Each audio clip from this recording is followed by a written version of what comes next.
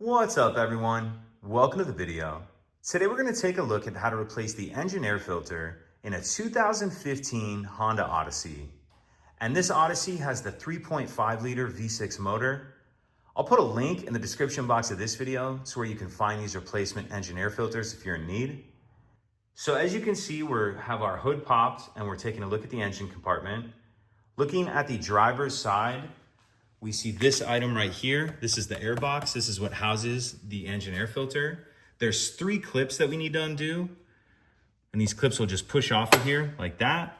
So that's number 1. We have another one right here. And then our third one is back here.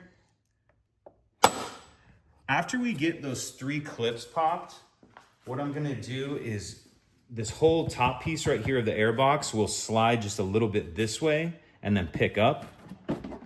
So I'll pick up on that and then we can see our engine air filter in here. And I'll put a link in the description box of this video of where you can find these replacement engine air filters.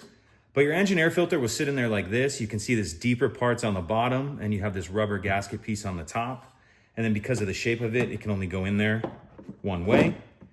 So get our new engine air filter in there. And then on the back right here, we have this tab that needs to line up into that notch. So as you close it, just make sure you need to slide that notch in like that. And the top of our air box is sitting down. And then we just need to come back and reattach all these clips. And I know we didn't really get a shot of that one back there, but reattach that third one. And that's it. If you have any questions, please let me know.